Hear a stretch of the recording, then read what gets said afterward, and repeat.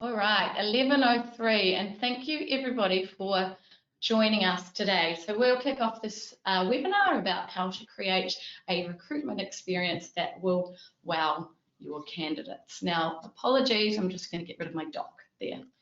So hosted by us here at Xref in conjunction with SnapHire, and we've got the lovely Lynn Ellison here, who's the recruitment leader at New Zealand Customs Service. So with the three of us all sitting together in the room, just to give you a bit of an introduction about myself, my name is Marley Merton, and I'm the country manager of Xref New Zealand. So my background entails 5 years of agency recruitment, which included managing a large RPO for an insurance client. So I then went on to join Xref after seeing Xref being used in that client, and spent 2 years at the Sydney head office, and recently moved back to New Zealand, my hometown, to set up the New Zealand office. So little fun fact about me, not work related, is I'm a huge Katy Perry fan and was lucky enough to be surprised by her in a radio contest.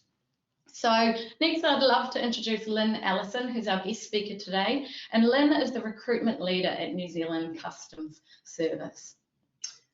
Hi, I have an interesting background, I guess, starting from executive assistant level, sort of working through to where I am today. Completed some study later in life, so proof that you can teach old dogs new tricks.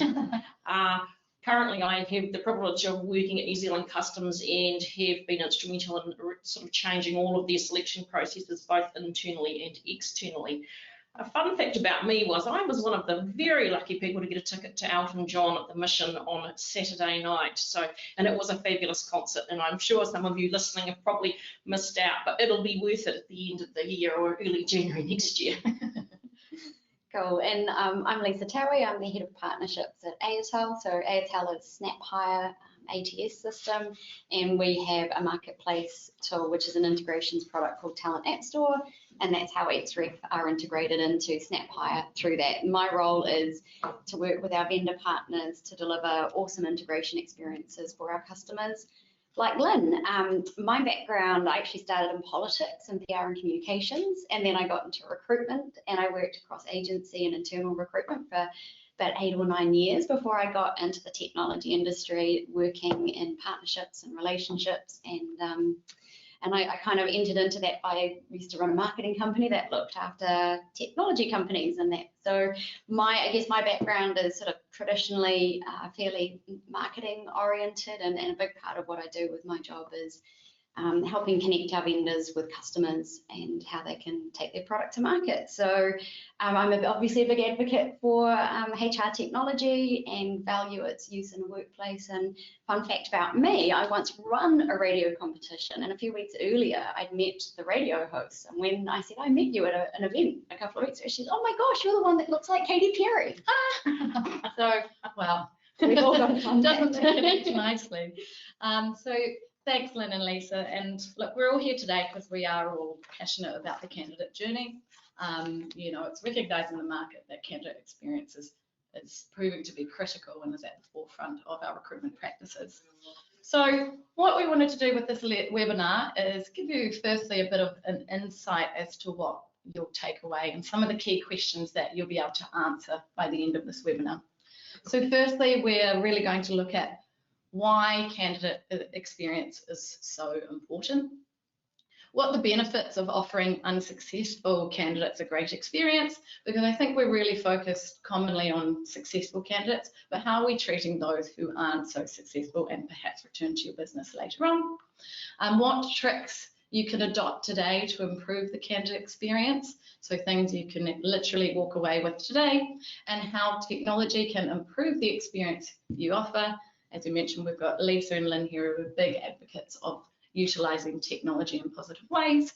And then finally, how do we know what we're doing right if we don't measure it? So the best way to measure candidate experience, which I guess typically can be seen as an almost intangible part of recruitment. So how are we able to then measure it? So this brings me on to the story of Louise that I'd like to share with you. It's a really interesting and I guess quite expensive situation that Richard Branson and his business, Virgin Media, found themselves faced with. It ultimately led them to revamping their entire candidate experience process due to a bad experience that our character Louise had. So to give you a bit of context on this, Louise herself was once an applicant to Virgin Media, an applicant who was surprised, happy and delighted to be invited into the organisation for an interview. So Louise went on, she prepared it ahead of time, she got ready to talk about herself, she did a lot of research into the business, ready to go, excited for the opportunity ahead, excited to put her best foot forward. But once she was in the office and then in the interview itself, Louise actually received a horrible, unfriendly and unpleasant experience. I think the incident was an unfriendly receptionist. She didn't really have the opportunity for a two-way conversation in an interview and just felt pretty deflated after it. As a result, and of course, I'm sure we're not surprised here, Louise didn't really then want to pursue the role or work for Virgin. But on top of that, she also wrote to her recruiter or HR manager, I believe it was, to let them know that she'd subsequently cancelled her subscription to Virgin Media and had actually also had her family do the same.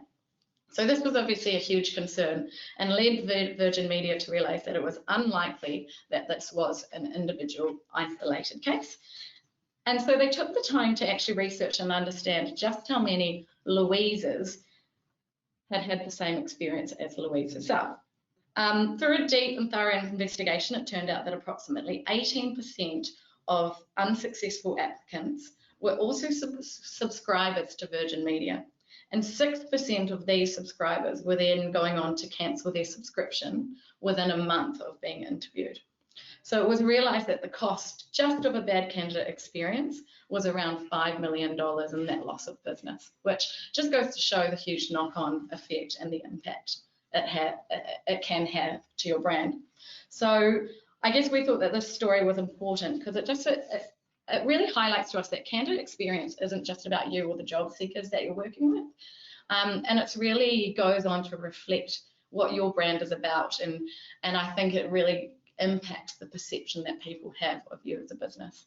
So employer brand can have a massive impact on the success of your business, and so creating a great employer brand is important, but for us, we believe it really stems from that candidate experience.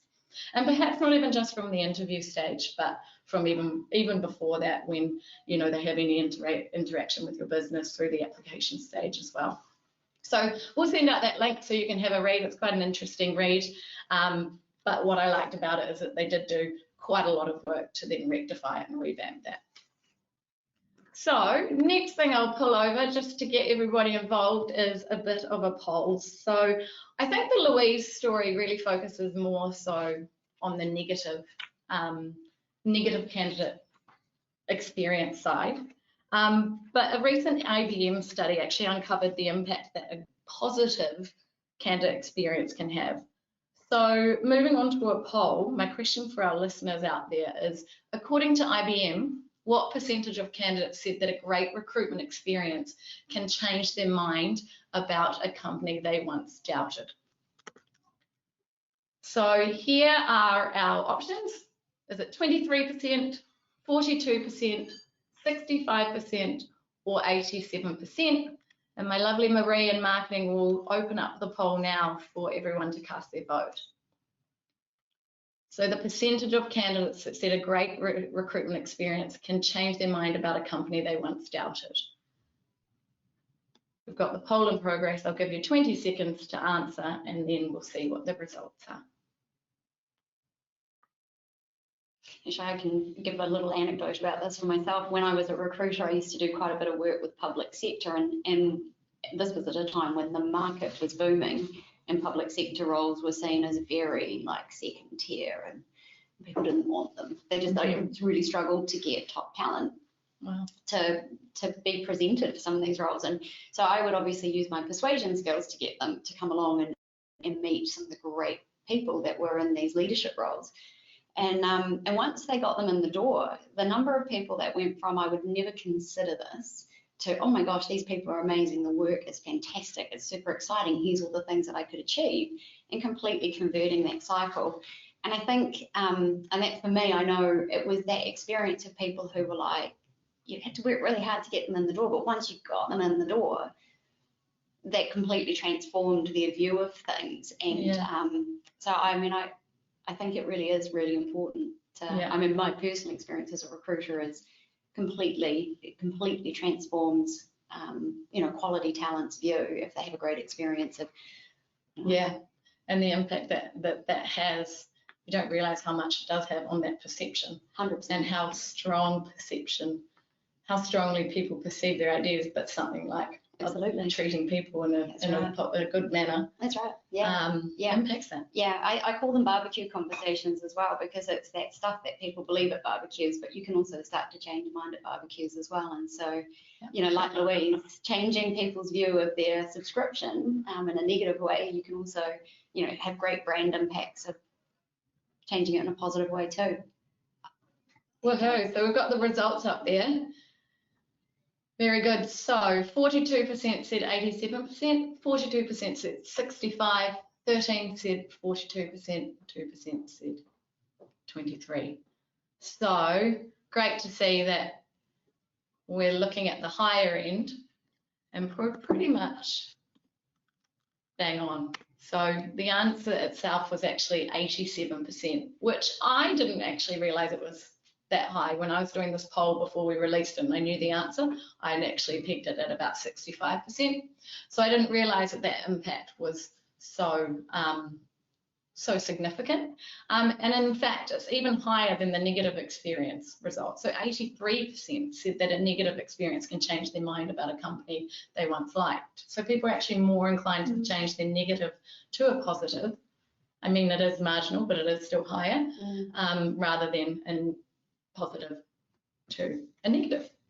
I think that this is some of the cool stuff that Lynn's going to talk to us about today in terms of some of her gains and achievements.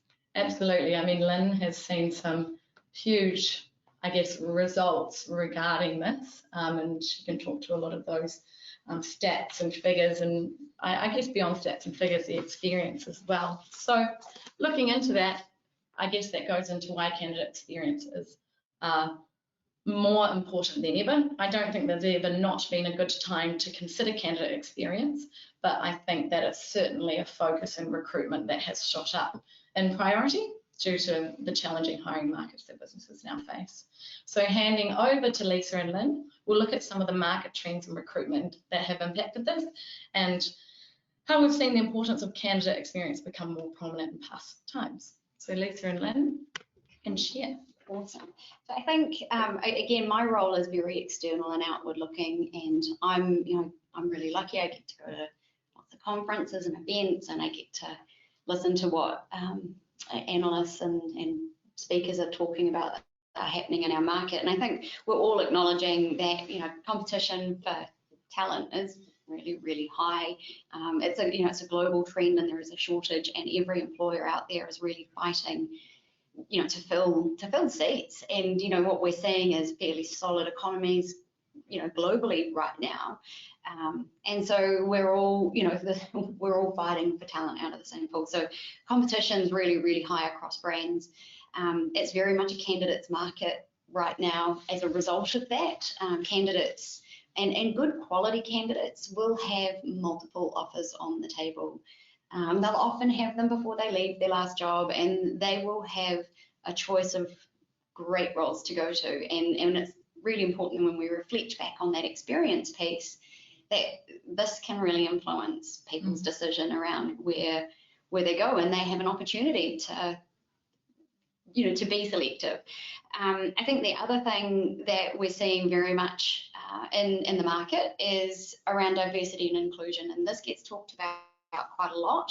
And when we're looking at talent pools, one of the things that I think we're, you know, probably will see more emphasis on in the next 12 to 24 months is around the systems, processes, language, tools that we're using to talk to and engage talent, and ensuring that the things that we're doing in the way that we're reaching out to that talent community are ensuring we're not excluding people that may be brilliant in a role because of where they're geographically located, or the language that they speak, or their gender, their culture, their religion.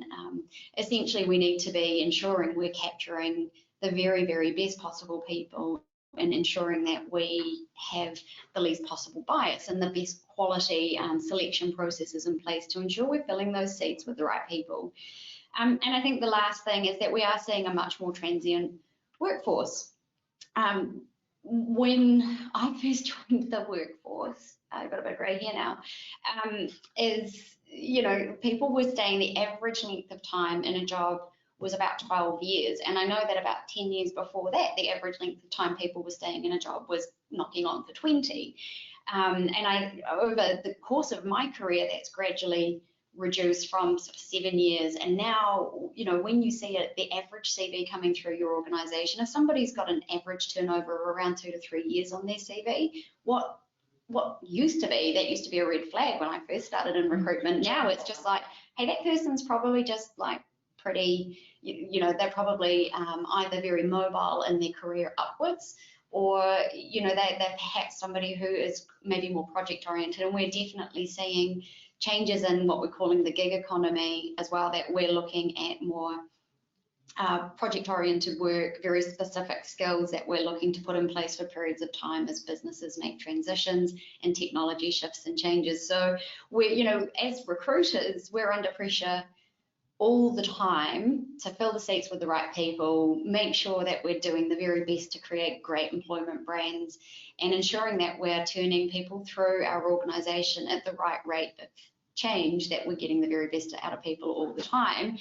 And so I think from what we know about Lynn and where, the experience that she's had with customs, and we've had the privilege at Snap Hire of being able to work really closely with Lynn and seeing the transformation she's put in place, I guess, she's the perfect person to talk about her experience with this in her role.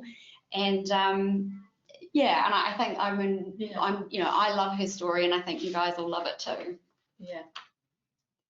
So New Zealand Customs, we brought the hiring system back in-house. It was previously externally. So we put a lot of thought into what do people actually know about customs, and I probably had the good fortune of being able to see the hiring processes when it was provided by an external vendor, and realise that when we were seeing people in interview, they didn't actually really know what they did as a role as a customs officer. Most people, if you ask them, would say customs officers search bags at the airport, and often they would say we would be the people with the beagles, which is of course MPI, have the beagles and they're looking for food. Sometimes they would talk about mad cow disease, and often they would talk about border patrol, and they honestly thought that border patrol was what customs did.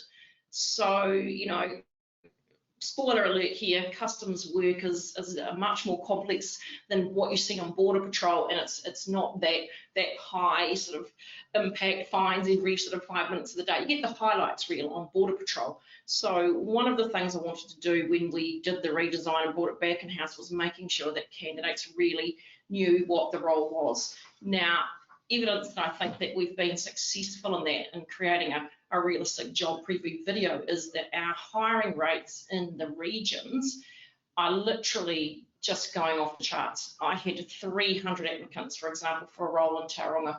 I've got 180 applicants for a role in Dunedin, and that is a variable hours officer role that is 9 hours a week. It's like unprecedented amounts of people applying, which is fantastic. So this is one of the things around having the video. We created a video as part of this. We showed people what they're going to be doing when they come into customs. If you come into the Auckland deployment model as a customs officer, you could be sitting in our service delivery area working on phones in a contact centre. Now, when we asked people about that, they were really surprised. They didn't realise when they applied that they could end up being in a contact centre environment. You could be down at the Auckland port in our sea cargo inspection facility, and then of course you will be out at the airport. So really important that we made a realistic job preview reflection. I think that's important to attract your candidates. In terms of customs, we need to reflect our community, so diversity is really important. So we wanted to make it easier for people to apply, so we've taken away the requirement for a CV, which I think has been a big plus. We don't even look at your CVs, so we only look at you in terms of meeting our essential criteria. We conduct, obviously you complete a situational judgment test, which we can talk about later, but if you complete all of that, we hand screen each candidate individually. We don't have knockout scores at this point. We speak to you on the telephone, always important to get your hands on a candidate. And if you come through and you pass all that, we will hire you. So our diversity is incredible. I've got 50+-year-olds, even I think I might have had a 60-year-old at the weekend. We must reflect our community. So we really are open to absolutely diverse candidates. I think we've reduced as many barriers as we possibly can in that. And I think that really does talk to that point of the market trend of an emphasis of diversity and inclusion, and some really kind of clear examples of where you've been successful in that through the revamping of your candidate experience process. Yeah, I mean, I know the Xref team have done a great job of kind of boiling down some of the 5 benefits, you know, which Lynn's touched on pretty much, you know, a fair few of them there. We're just going to go into a bit more detail now as well. On the 5, what we see as being, or what proved to be the 5 benefits of a great experience. So, you know, Lynn, I don't know if you want to go into a little bit more detail. You know, you touched on the 300 candidates for a role in one of the regions. I mean, improved employer brand for customs, right? I mean, where were you guys a couple of years ago in terms of results? I think Randstad actually ran a poll. I think a couple of years ago we were 7. We've moved to 3. So we're like, okay, that's interesting and fantastic. I think that's part of it. So we're starting to become recognised. I think what's happening on the website, we've revamped the careers site. So we tell candidates what their recruitment journey is going to look like, so they know what it's like to be a customs officer. And then I think the really key thing is when you come through the selection process, even if you're not successful, we provide immediate reports back to you on the psychometric testing that you've completed. If you come through to an assessment centre, we try to make it fun there, and it's all about realistic, I call it realistic job preview, or RJP, really important about giving candidates a really great experience. So people are leaving assessment centres, they've had so much fun, and I always say, have you enjoyed yourselves? Has it been fun? They always go, yes, they have. And I go, so we didn't overpromise and underdeliver. But those people go out and talk. So we get people that they really want to work for customs. So they'll come back around. So I've got people reapplying now that we're seeing, coming back around. We will give people feedback. We offer that opportunity. We will give them detailed feedback if they want to request that. We actually do provide feedback. But we actually really try to make sure they have a good experience at the assessment centre. It's not a nerve-wracking, nail-biting kind of scary kind of experience. It's really, really fun. So I think that's helped our brand, and it's certainly, I think, you know, they say I've got a customer experience or a bad customer experience, people tell 10 other people. I think a lot of people are talking because of the increase in candidate numbers. The changes we've made has been bringing it in-house and having this really updated website, really focusing on candidates, making sure candidates know what they're applying for, know what they're going to be doing, and then making sure when they come through to actual assessment centres, they're getting a same kind of experience. Cool. Definitely, and that seems to have, you know, I think these benefits are only a selection of, but a direct representation of how you have impacted your employer brand. You've got candidates coming straight back to you, and then being able to recycle them in the process. Now, Lisa talks nicely to some of the other benefits, which include reduced cost per hire, reduced time to hire, and then increased retention as well.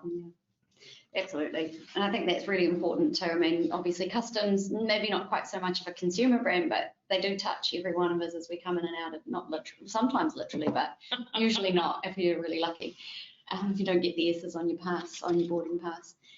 But yeah, I think that, you know, those are big things too. When we're starting to look at the, you know, obviously from my perspective, it's using smart technology and smart systems and processes to bring down cost per hire. We often don't account for the amount of time that recruiters are sitting, you know, processing candidates to try and keep a reasonable experience in place. So by putting smart technology in place, you can actually save some transactional recruiter time, increase and improve the quality of the experience that your candidates are getting, because you know you've got a level of consistency, and you don't have to worry about someone being away sick, or you don't have to worry about someone dropping a ball in a process by putting some smart technology and thinking about clever processes, and trying to automate some of the steps, which Lynn can talk to in some of her tips and tricks.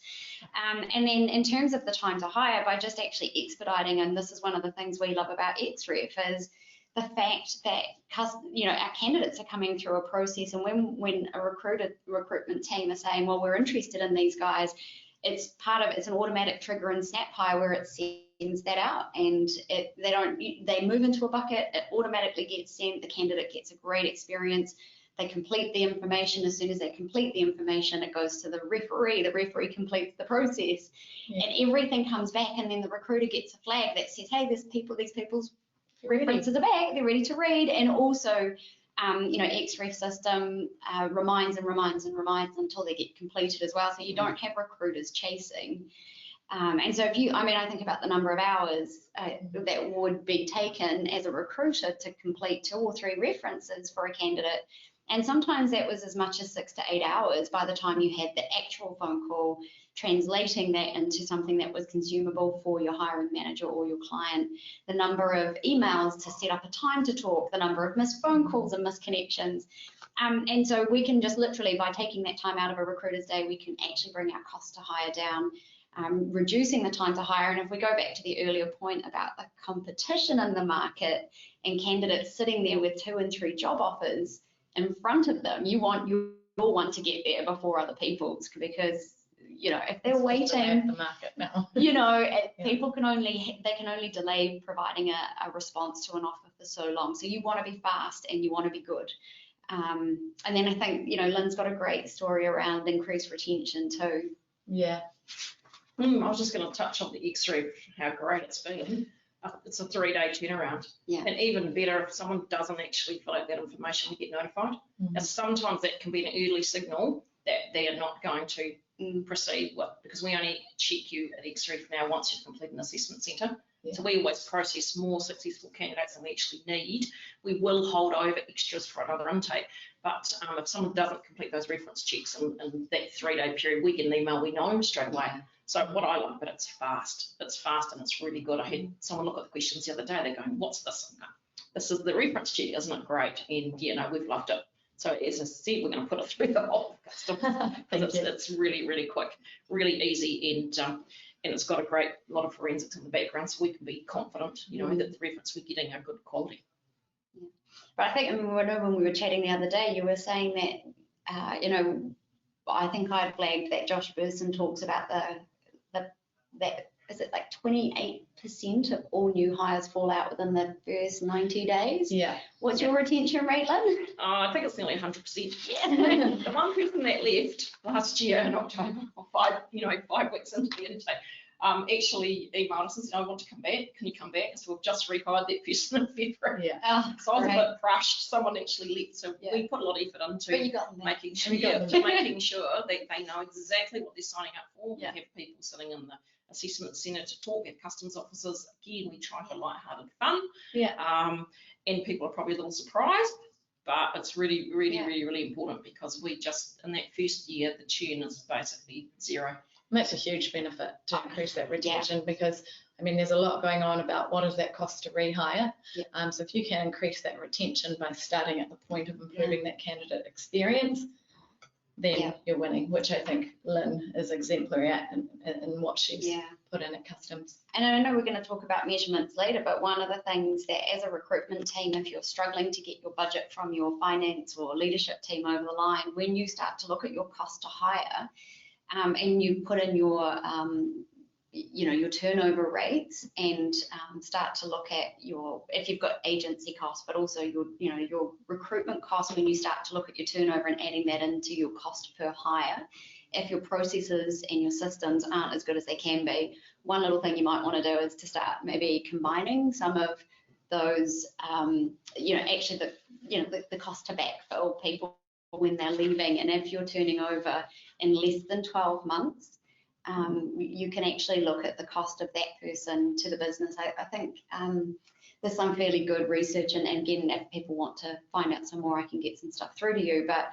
they're saying it's as much as like 80% of that person's salary costs that you can add on to your cost per hire ratio if you've got somebody leaving your organisation within the first 12 months. And it's incredible that just by improving that candidate experience, you can directly bring that down, as we've seen in Lynn's practice. Yeah, yeah. So what we'll do now is just go over a few tricks and tools that you can implement today. We also welcome your suggestions. Unfortunately, we don't have the time to have those live and everyone, you know, putting them and answering them in real time. But if you pop them into the questions box, we can provide some of those and share them. But we've got a few, I guess, key tricks and tools that we can share with you that you can take away and essentially implement today to start improving your candidate experience. Perhaps you've realised that it's an area where there is improvement, or you've got a few areas of concern, but you don't know where to start. We've got some tricks here that we thought we'd run over. So the first one, and when we were talking about this before the webinar from Lynn, was she said dig really deep about the role with hiring managers to find out what the selling point of that role is.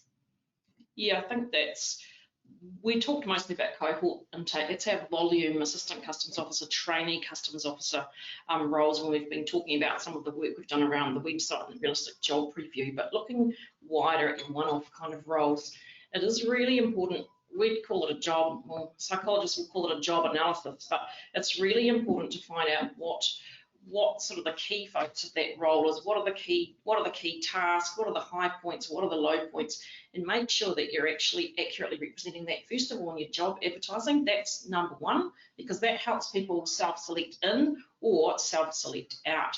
So making sure you've got, again, realistic job previews is really important, and some flavour and feel of the culture of the company as well, often benefits, but so people can get a bit of a feel for your organisation. Some people do a lot of research and some people don't. I often ask candidates when they come to assessment centres who's done research on the company, and people usually sit there a little bit quietly, and only a couple of people might give you the detail. New Zealand's oldest government department for customs, for example. So don't assume people have done that. So you've got to realistically preview the job and your company. First at advertising, second at interview. So that's making sure that, you know, you're giving your hiring managers are well equipped to give good outlines of your job, making sure that when candidates come to your business, they don't have a horrible receptionist experience. So as much as when I coach people on how to go to interviews, you know, you're being evaluated the second you walk in the door. As a hirer, as a recruiter, your company's being evaluated by that candidate the second they walk in the door. So in any interaction even. Yeah, in a previous role where I was doing, again, volume recruitment for a debt collection company. Now that debt collecting is probably not the funnest job in the world, right? There's a lot of other people in the market here. We won candidates and we didn't pay the same as those other companies, because when we ran assessment centres and people came in, we had fun. And I made sure the team leaders were engaging. We had fun, we had tea and coffee, we chatted to candidates. We actually won candidates from higher paying roles because they liked the company, they liked the field, they liked our situation, our contact centre better. So there's a lot to be said for creating a really good experience when you're actually engaging with people and you've got them. And it goes without saying, obviously, when you're handling candidates at all, in terms of how you're declining candidates, you know, those standard little messages you get that you hit delete and you just don't even read them. We actually try to personalise them a little bit when we write them. We don't send out typically standard ones. Once you've come through an assessment centre, we'll put a little bit more information in. So it's not a standard system generated email. So, you know, that's one of the ways in which we really try to promote that realistic job preview. Great. I think something that resonated with me once is I was a job seeker going for my first job when I was younger, and my dad said to me, Marley, it's equally about you interviewing the employer as it is about them. And I think not just in the parameters of that interview, but from every single interaction, conversation, even through to being unsuccessful. And it comes back to that perception. And that's because you're quality talent, Marley. Very flattering. And we tell our candidates that. Yes. We say you're here to look at us and see we're right for you, it's just the same as you. And evening up the playing field a little bit, because there is a power imbalance between recruiting, you know, the hiring manager and candidates. Yeah, and I think that's part of, you know, those trends where we're moving into more of a gig economy and being more of a candidates market. It's starting to change that. that dynamic. And, you know, for businesses that aren't addressing that, making sure that they're putting their best foot forward, you know, like it's your first date. You know, if you manage to get someone in the room, that's your first date. Like you better, you know, you kind of want to put your best foot forward and make sure, but at the same time present a fair view of what that relationship might be like. So yeah, it is, you know, to try and make sure you've got these people coming through, giving them a great experience. I think that's probably something I didn't touch on, because a lot of this realistic job preview is also about keeping candidates calm, acknowledging that people get really, really nervous to the point where they can't perform, they can't talk, some people just can't even think.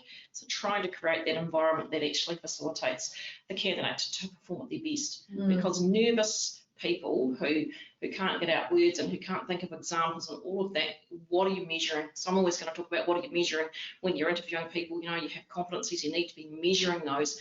What are you measuring if you've got nervous people? You don't know, and so it's really important to try and actually create an environment where you're setting the candidates up for success. Because, you know, you want to hire the best person, so you want to make sure people have got an equal opportunity to actually perform at their best. Not just the best interviewer. You know, that was something I learned early in my recruitment career, is always look for contrary evidence. And just because somebody walks in the door and you really like them doesn't mean they're the best candidate. So, you know, making sure that you've got, and I think it's maybe something actually that you could talk about a little bit, Marley, because it's the importance of the information that you gather as part of your job brief from your hiring manager, the information you collect in your assessment centre, the information you collect in your face-to-face interviews, and that should all flow really well together with what you then go and, you know, past performance is a really good indicator of future potential, and that's where referencing becomes super important, and making sure you do a good job of that and having that connection from that hiring manager brief all the way through the process, so that you're actually validating the right things about a person. Absolutely. We have a term that we use a lot at Xref, and it's not just about the referencing, it's actually, we say it's all about asking really good questions. So consider what questions you are asking throughout the entire process, and allowing candidates then to also ask you. So, you know, if we get a deeper understanding of who these people are and what they're motivated by and what they're driven by, rather than just asking if they're suitable for the role, you know, by deepening the questions that we're asking, that can have a really good, you know, a candidate feels really valued when they're asked the right, not necessarily the right questions, that's probably not the right word for it, but when they're asked really insightful and considered questions. In the right context, right? And that's and it's and interestingly, one of the things that I enjoy doing when I'm talking to Snap Hire customers is looking at end-to-end business process to make sure that you have got like that consistency, that your systems are the right systems, you're asking the right questions at the right time. You know, as a candidate coming into a job, if you're asking for like 50, 60, 70 pieces of information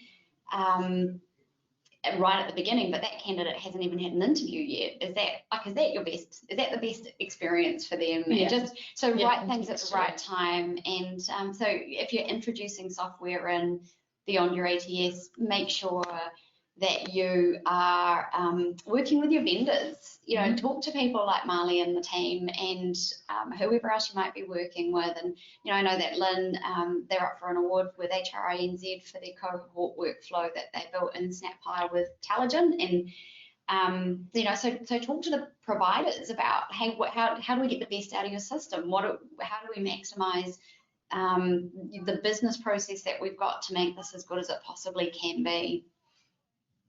Absolutely, and I think that leads nicely into, I guess, the impact of technology on candidate experience. We are in an incredibly technology-driven world, so it's important to consider how this can influence and support your candidate experience. I think there is a bit of there has been in the past, perhaps a perception that technology takes away from the human, but actually how we view it is that it gives you it frees up the time, or it gives you the ability to add a bit more customization, a bit more personalization to not just your role, but the candidates that you're going to. And I know that Lynn has utilized technology very well to improve that candidate experience. And it's things like Yes, there might be some automation on how we're delivering to declined candidates, but we're then also able to tailor in certain ways without doing it all manually, because we just run out of time. And it's the consistency of that experience too. So if you 300 people for a job in a region where everyone knows everyone, that people are treated with a level of consistency. So the barbecue conversations are high quality and doing a great job of telling how well you've treated them. Yeah. And I think a key thing in that is we've all been candidates, right? Mhm. And we've all had awful experiences, and I've personally had some awful experiences with some very well-known printed companies. And I thought, wow, okay. So, I guess from where our perspective was, it's always been put yourself in the seat of the candidate. How do they feel? We also have to think about recruiters. We're not, we don't have huge numbers of recruiters, so we have a limited resource. We have to work with that. Putting everything online through SnapHire, building those workflows, trying to be mindful of candidates so they understand where they're at, making sure they understand what that candidate journey looks like. Customs has a lead time of 4 months from an intake from when we start. So, and people don't always understand that. So it's a long game for us. There's lots of checks and verifications that have to happen. So it's not a quick process. So, part of building our workflows was making sure that candidates would understand and they can check in their profiles and see. Another way we've done that is to have candidates own sort of when they want to book telephone interviews, for example. When they want to book on assessment centres, we can do all that through SnapHire. But I think the best thing is we can have anyone as at any particular point in a bucket. It's the previously in our other model, it used to happen on spreadsheets, which I don't need to talk about the joys of trying to work stuff out on Excel spreadsheets. But we put every single step of our candidate journey into SnapHire. So we interact with a lot of different stakeholders. We have security checks have to be done. We have corporate have to organise uniforms for customs officers, for example. We have to get our training team. They need to know, they need to buy on the candidate, photographs, all of that, and that happens online. And then, of course, our reference checking is part of that as well. So many moving parts. It was a complex beastie, but SnapHire, we spent hours and hours and hours with Sue and SnapHire, and it was really, really worth it. We got it right. We mapped the journey. We made sure we got our messaging right, and we're still evolving it even now. Still saying, Sue, can you just add a bucket? I want to be able to do this here. Yeah. But it was, having not had much to do with SnapHire really ever, what I found it could do was just amazing. So I love the fact it's all online. It's really efficient. It saved time. We've created assessment centres to save time as well, and how we're hiring, doing 24 people a day, knowing what our yields are. The whole thing is just a much more seamless, flowing process to what it was. Yeah, I really like how you've connected that out to the candidate and allowed parts of the process to be candidate driven. So they're fully informed. They know that it's a 4-month lead up, but they're well aware. So again, that would influence those very low retention, high retention rates that you have. Because they're fully informed, and you're able to do that through the utilisation of technology. It kind of takes us into the sort of the next bit, really, doesn't it? When you start to look at conversion and numbers, how it's all about the numbers. Yeah, exactly. I'm sure that when you're talking to your next tier up, they want to know. So this is how much it's costing us to do this. How are we going? Exactly. And how do we know if we are improving or declining in what we're doing if we don't have any measurement around it? So look, what we've put together is a customer experience or candidate experience measurement model. 5 key points. It's not, it's not gospel. It's not exactly what you should be measuring on. It's just a bit of a guide so you can have a bit of an idea of how to measure that candidate experience. So the first thing that we have said is feedback. Don't be afraid to ask your candidates for their thoughts on your processes. And I think often I hear a lot of organisations who are seeking feedback from a successful candidate once they're in a role, but are we getting feedback throughout the journey and throughout the process? How did you find the application process? How did you find the interview? How did you find even arranging that interview? And even some of your informal measures, like Lynn mentioned earlier, like when the references go out, if somebody hasn't filled that in 3 days, that's just it's an engagement measure that's maybe not entirely formal, but it's definitely something you could definitely something you could measure, right, when you're starting to look at what your conversion rate of candidates to hires is. Yeah. And then once we've identified those stages, measure the time it takes to get back to candidates at every stage in the process. So again, I think we commonly measure the time that we take to tell a candidate whether they're successful or declined. However, are we measuring the time it takes to respond to the many various stages? And I think, Lynn, in your instance, when it's 4 months, there are so many stages. So the measurement around those areas, and perhaps is there a certain area where you're seeing a fallout rate?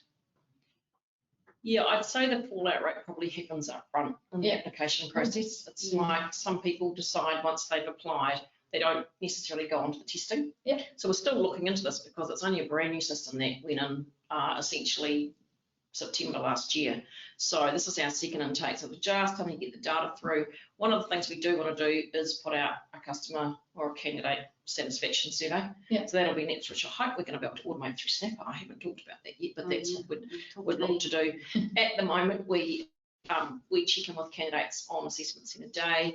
And we aren't checking on our decline candidates unless they come back to us and say, you know, I really want to join, in which case we'll go back through and have a look and see why they haven't got through. So it's definitely an area we've got to build that, because this is all just brand new for us back in house. So we'll definitely be focusing on that. I think again the important thing is just letting people know. Yeah. So if people know, they don't necessarily contact you, because lots and lots, 1,000 candidates in an intake, which is what we're dealing with this time, is a lot of people to deal with when there's 2 of you. So it's just around, I think, probably seeking that feedback from candidates through some simple way. At this point, I can't answer what the length of time is between the various stages.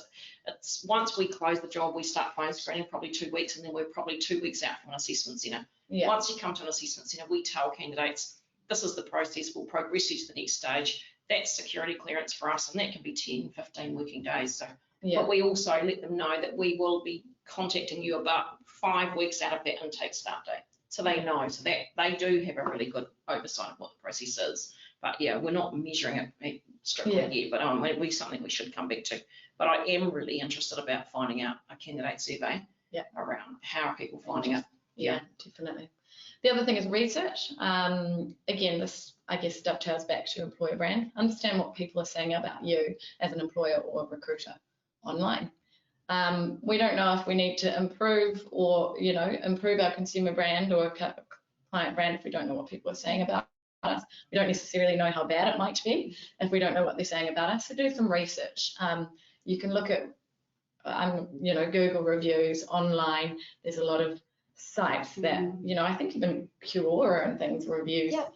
And it depends on how big your organisation is, right, too. So there's a whole bunch of sentiment type tools out there that track. Yeah. If you happen to have a large brand, like you're a telco or you're a FMCG company, or you're, more of a consumer brand that's somewhat more recognised or more high profile and news content, talk to your marketing teams.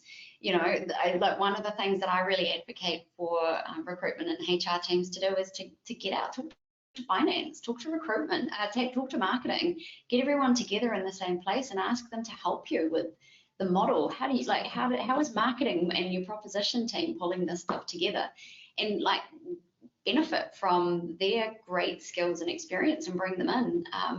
And oftentimes if you're struggling to get budget, one of the great ways you can do that is by connecting yourself to other parts of the business to find, and I think, we'd intended to kind of touch on it, missed it, but around aligning what you're doing with the biggest strategic imperatives of the business. Yeah. So, make sure that your employer brand is seen as just as important by the marketing team as you see it and how you feel about it, and get yourself mentioned more at that board table as part of the key drivers of what's going to make your business or your organisation successful. Yeah, because it's one thing to put in a candidate experience model, right? Absolutely. But if it's not aligned to the strategic direction of the whole organisation. 100%. And the best thing you can do when you show up to the table is bring the numbers. And so, working out ways to measure this is really important, because otherwise it gets seen as a little bit fluffy or people-y, but bringing some real numbers and using some tried and true mechanisms to present those numbers. So talk to your finance team, talk to your marketing team, talk to your vendors. They will have some tools. We want to help you. Yeah, And look, we're just running a bit short on time here. We did say we'd finish up at 11:45 and it's 11:53. So we will send this out. A couple more points is just conversion. Another idea, calculate the conversion of career page visitors to applicants, and then those applicants to candidates. Do we know what those ratios are? And acceptance, measure the percentage of successful candidates who accept your offers. I think that's probably a more common one, but some of these are a little bit more, a little bit different that you could apply and measure on. So we'll send this out afterwards, but again, we welcome some ideas from you around how you measure your candidate experience, because what we'll do after this webinar is we will answer any questions that were put into place. We will supply any feedback and hints and tips that anyone provided. We'll provide this slide deck as well as the customer experience, the candidate experience 5 points of how to measure. But that's all from us today. So just want to say a huge thank you to everyone out there for joining us. Huge thank you to Lynn for taking the time out of her day. She's had a whole week of assessment centres, so to come in here and talk to us about what she's done at New Zealand Customs Service, we are incredibly grateful. And of course, Lisa, we have a fantastic partnership with AirTel and SnapHire, so incredibly grateful for your insights. Cool. Thanks for having us. Thank you. Thank you.